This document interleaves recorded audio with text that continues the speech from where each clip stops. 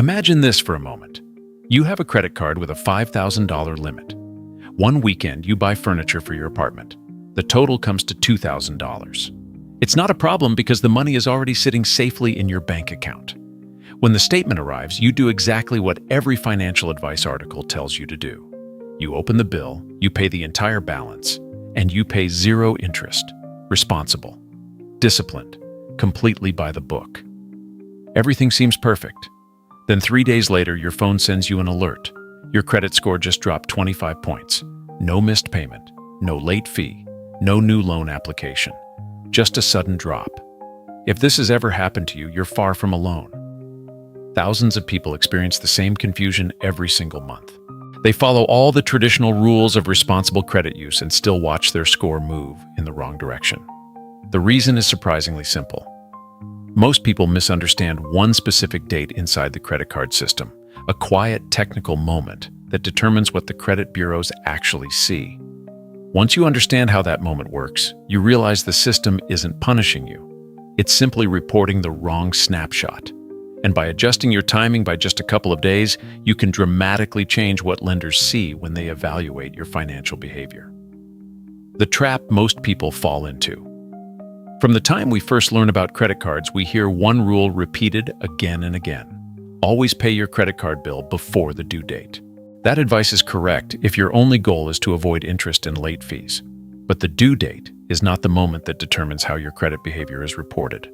Most people imagine that credit bureaus such as Experian, TransUnion, and Equifax see their balances in real time, almost like a live camera feed connected to their bank accounts. The assumption is simple. If you pay off your debt today, the system knows you are debt-free tomorrow. But that is not how credit reporting actually works. The system is not a live broadcast. It is closer to a series of photographs.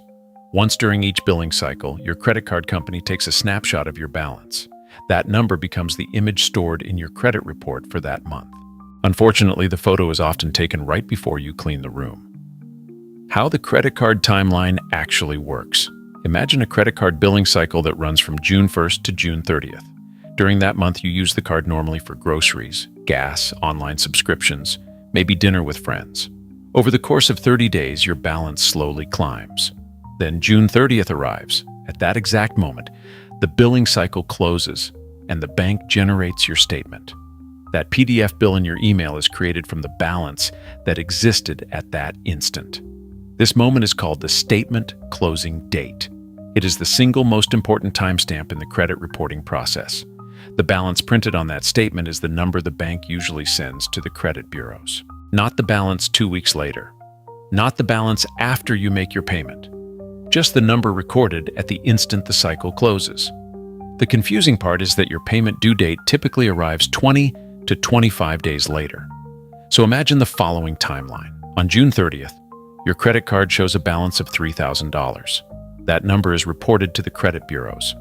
On July 15th, you pay the entire balance in full. You did everything correctly. But the credit report lenders see still shows that large balance from the previous snapshot. Your credit behavior looks riskier than it actually is. Why this feels so confusing?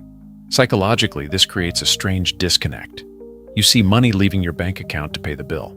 That action feels responsible and disciplined. But the credit report lenders see may still show a high balance. Some people interpret this as the system being unfair.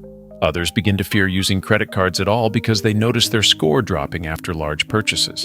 In reality, the system is not malicious. It is simply delayed.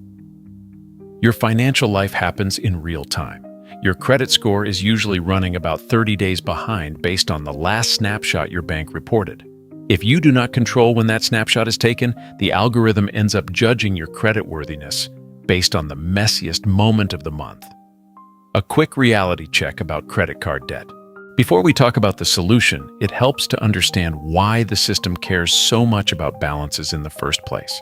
According to recent bank rate analysis of TransUnion data, the average American credit card balance now sits around $6,500. At the same time, average credit card interest rates have hovered around roughly 19% in recent market reports. That means if someone carries a balance for an extended period, the interest alone can become extremely expensive. Lenders know this pattern well. Historically, people who begin to push their cards close to the limit are statistically more likely to fall into financial distress later. The scoring models therefore treat high utilization as an early warning signal, even if you intend to pay the balance soon. That is also why utilization is often described by credit analysts as the fastest lever you can pull to influence your score. Payment history takes years to build, and hard inquiries can remain visible for 2 years, but utilization can change dramatically within a single billing cycle. When the snapshot changes, the score can move quickly. The timing adjustment that changes everything. There is a surprisingly simple strategy that solves this issue. It is often called the statement date strategy, although in reality, it is just a small adjustment in timing. Instead of waiting for the statement to arrive before making your payment, you pay down your balance before the statement is generated, ideally 3 or 4 days before the statement closing date. Here is how it works in practice. Suppose your balance climbs to $1,200 during the month. 3 days before the statement closes, you make a payment of $1,190. That leaves only $10 remaining. When the statement is generated, the system records a balance of $10. That small number is what the credit bureaus receive. From their perspective, it looks like you are barely using your credit limit. When the due date arrives a few weeks later, you simply pay the remaining $10 and avoid interest entirely. Your real spending did not change at all. Only the snapshot changed. Why utilization matters so much. To understand why this small shift in timing matters, we need to look at how credit scores are calculated. In the widely used FICO scoring model, payment history accounts for about 35% of the score. That portion simply measures whether you pay your bills on time. The second largest component, roughly 30%, is called amounts owed. And the biggest factor inside that category is credit utilization. Credit utilization measures how much of your available credit you are currently using. If your card has a $1,000 limit and you owe $500, your utilization is 50%. The scoring models tend to react strongly to certain thresholds. Below 30% is usually considered acceptable. Below 10% is considered excellent. But once utilization climbs beyond those levels, the score can fall quickly. Above 30% suggests elevated risk. Above 50% begins to look concerning. Near 100% signals potential financial distress, even if you plan to pay everything off later. Individual cards matter too. Another nuance people often overlook is that utilization is measured both overall and per card. Your total credit across all accounts might be $50,000. But if one card with a $500 limit becomes maxed out, the algorithm may still treat that single account as a warning signal. I have seen people with credit scores above 800 temporarily fall into the mid-700s simply because they booked a vacation on a small limit card. No missed payments, no new debt, just a utilization spike captured at the wrong moment. The good news, utilization has no memory. Unlike missed payments, which can remain on your credit report for 7 years, utilization is temporary. Most scoring models, including FICO 8, treat utilization as memoryless. Each new reporting cycle replaces the previous one. If your utilization reached 90% last month, but drops to 5% this month, your score can rebound quickly. You are not repairing permanent damage. You are simply updating the most recent data point. That is why timing payments before the statement closes can have such a noticeable effect. Why zero is not always best.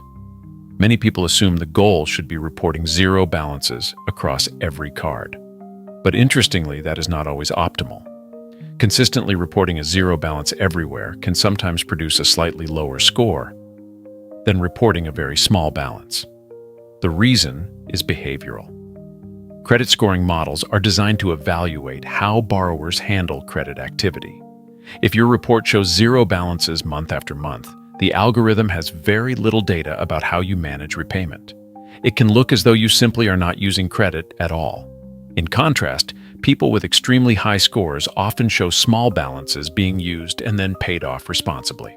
Studies of FICO score distributions suggest many top-tier borrowers report utilization somewhere between roughly 1% and 7%. Not zero, just very low. The all zero except one approach. One strategy used by credit optimization enthusiasts is called a ZEO, short for all zero except one. If you have multiple credit cards, you pay most of them down to zero before the statement closes.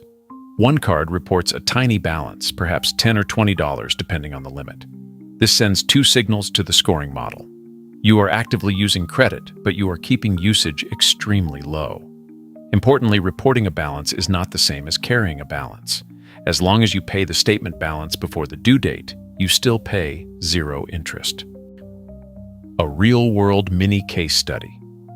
Consider a simple example. Someone named Alex has a credit card with a $1,000 limit. One month, Alex buys airline tickets for $600. The purchase happens early in the billing cycle, so the balance sits at 60% utilization when the statement closes. The credit bureaus receive that snapshot and the score drops about 20 points. The following month, Alex repeats the exact same spending pattern, but pays down $590 3 days before the statement closes. This time, the reported balance is $10. The utilization appears to be 1%. Within the next reporting cycle, the credit score rebounds. Same spending, same card, completely different snapshot. Automatic payments are excellent for preventing missed payments, but autopay usually triggers on the due date. That means it protects you from fees but does not control the statement snapshot. If you want to manage utilization precisely, you may occasionally need to make a manual payment before the statement date. To make this practical, open one of your past credit card statements and look for the line that says billing cycle ends or statement closing date. That date is the real moment the snapshot is taken. Once you find it, place a repeating reminder in your calendar 2 days before that date, so you remember to check your balance and make the adjustment if needed. A warning about credit cycling. There is one behavior to avoid when using this strategy. It is called credit cycling. Credit cycling happens when someone repeatedly maxes out a card and pays it off multiple times within a single billing cycle in order to spend far more than the assigned limit. For example, a card with a $1,000 limit might be used for $3,000 in purchases by paying it down several times during the month. From a bank's risk department, that pattern can look suspicious and may resemble fraud or money laundering activity. In extreme cases, the issuer may freeze the account or request financial documentation. The safer approach is to keep monthly spending roughly within the card's limit. If you constantly need more room, requesting a credit limit increase is usually the better solution. Why higher limits help. Higher limits make utilization management much easier. A card with a $20,000 limit can support $2,000 in spending while still showing only 10% utilization. For people who pay their balances in full each month, higher limits actually reduce perceived risk because the percentage of credit used becomes smaller. Do not rush to close old cards. Another common mistake is closing older credit cards that appear unused. When you close a card, you remove its limit from your total available credit. If your balances stay the same but your total limits shrink, your utilization percentage instantly rises. Many people keep older cards open by placing a small recurring subscription on them and allowing autopay to handle the balance. Those unused limits quietly stabilize your overall credit profile. When every point matters for a loan. There is one situation where managing this timing becomes especially valuable. If you plan to apply for a mortgage, car loan, or major financing within the next 30 to 60 days, every point on your credit score can influence the interest rate you receive. In that short preparation window, many credit professionals recommend using the AZEO approach and allowing one card to report roughly 1% utilization, while the rest report 0. That pattern tends to produce a clean, low-risk snapshot right before lenders review your report. A quick note about the future of credit scoring. Most lenders today still rely heavily on scoring models such as FICO8, which primarily evaluate the most recent snapshot of your balances. However, newer models like FICO10T also incorporate trended data, meaning they analyze patterns over time rather than just a single moment. If someone constantly pushes balances to the limit and only pays them down at the last second every month, future scoring systems may recognize that pattern. In other words, optimizing the snapshot is helpful, but the healthiest long-term strategy is still simple discipline. Keep balances low, pay on time, and avoid living permanently at the edge of your credit limits. The simple protocol. The process can be summarized in 5 steps. First, identify your statement closing date rather than focusing only on the due date. Second, keep utilization ideally below 10% and definitely below 30%. Third, 2 to 4 days before the statement closes, make a payment that reduces the balance to a very small amount. Fourth, allow the statement to generate so that low number is reported to the credit bureaus. Finally, pay the remaining balance before the due date so no interest accrues. This two-step payment process separates your actual spending from the number that appears in your credit report. The bigger picture: credit systems operate according to rules. Most people learn the rules about interest rates, late fees, and minimum payments, but the rules about reporting and timing can be just as powerful. Once you understand how the snapshot works, you stop guessing how the algorithm sees you. Instead, you begin managing the image it captures. Sometimes the difference between a good credit score and an exceptional one is not how much you spend, or even how quickly you pay your bill. It is simply the timing of the photograph. Thanks for watching.